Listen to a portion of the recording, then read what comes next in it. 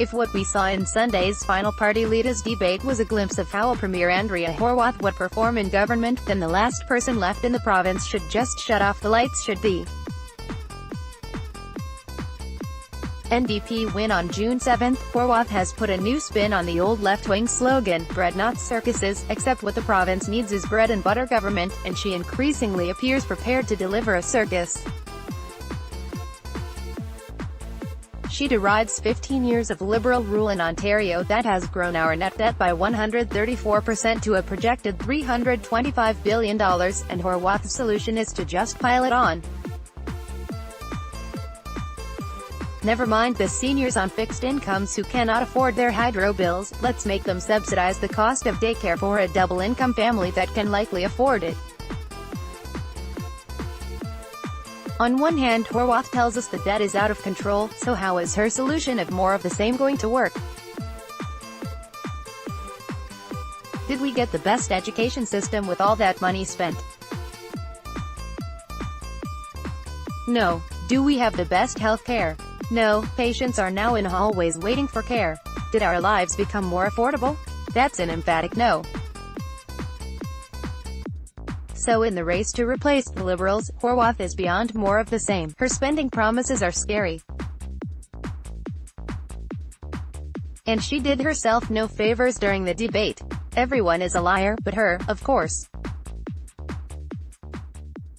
Constant interruptions, which were allowed to happen unchecked, and her smarmy comment to PC leader Doug Ford, "You're catching on," was cringeworthy, not clever.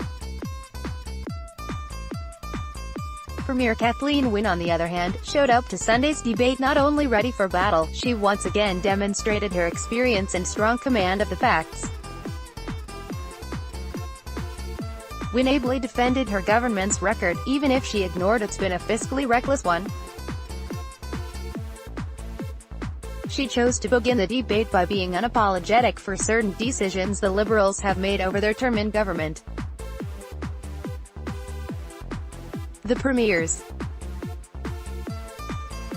One of the more interesting exchanges between the Liberal and NDP leaders was when dismantling Horwath's plan to never use back-to-work legislation to end strikes, demonstrating she's already in the pockets of union leaders. Wynne calmly and reasonably explained why that's a ridiculous notion to take away that right for government. That's a heck of a message to send before you even get into office. In the event of another college strike, tough luck kids, no matter how bad it gets. For many Liberals, Wynne gave them the reassurance that it is okay to vote for her again. That said, Wynne proficiently executing a near-flawless debate favors Ford. The PC leader did exactly what he needed to do. Connected with voters in an authentic way. He speaks from the heart, even if it is somewhat clumsy, but talked about the things that matter to Ontarians, the bread and butter issues that will be the deciding factor for many at the ballot box. Ford connected when he spoke about giving parents the choice about how to raise their children, not letting government decide. He reiterated his commitment to reduce taxes and run a fiscally responsible government. Ford did just good enough to keep himself in front-runner status in the remaining days of the election. BATRA at postmedia.com